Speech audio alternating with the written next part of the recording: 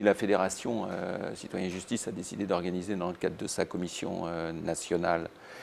justice des enfants et des adolescents un débat sur la prévention de la délinquance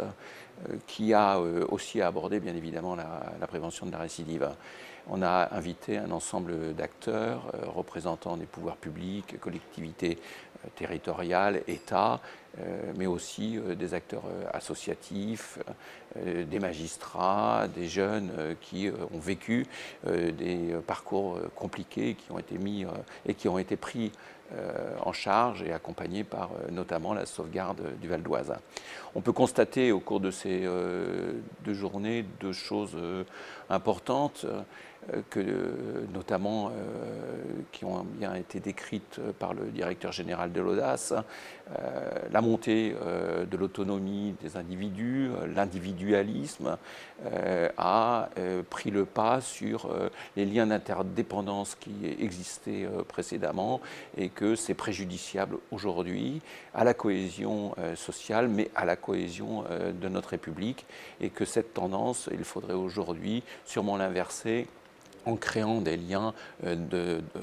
plus importants d'interdépendance entre les citoyens. Enfin, sur la prévention de la délinquance, on peut constater deux grands principes. On a la prévention liée plutôt à des actes initiatiques, notamment dans le cadre de l'adolescence. Et il faut envisager pouvoir apporter des réponses hors institution judiciaire et d'accroître les dispositifs de prise en charge de cette délinquance initiative. Et puis, à côté de ça, il y a les infractions qui nécessitent d'autres types de réponses dans laquelle l'institution judiciaire est partie prenante et de manière importante. Et dans les débats que nous avons eus, notamment avec le CIPDR, le comité interministériel de prévention de la délinquance et de la radicalisation, avec les maires présents dans les tables rondes, on sent bien qu'il faut développer dès la petite enfance des dispositifs d'accompagnement, mieux repérer les difficultés, mieux analyser les besoins, apporter des réponses adaptées à ces besoins, ce qui nécessite une mobilisation de l'ensemble des acteurs. On sent bien aujourd'hui que chacun a tendance à travailler dans son coin, ce qu'on appelle les tuyaux d'orgue, mais si on veut sortir la France de la situation dans laquelle elle est en matière de prévention de la délinquance, il faut que nous mobilisions l'ensemble de ces acteurs qui, de près ou de loin, interviennent auprès de ces jeunes. Donc, on pense depuis de très nombreuses années qu'il faut développer alors l'interministériel, mais c'est aussi l'interdirection, mais c'est aussi interacteurs au niveau des territoires, car c'est tous ensemble en fait qu'on pourra répondre à cette problématique. Après, il y a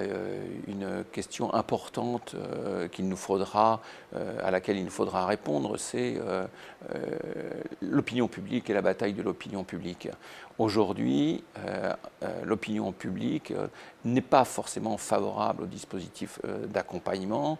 Une infraction, c'est une réponse, il faut que ce soit une réponse dure. Notamment,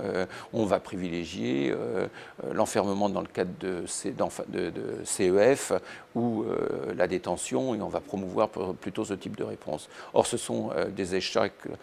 patents, la prison ne répond pas singulièrement à cette mission, et il nous faut plutôt convaincre l'opinion publique que c'est les politiques qui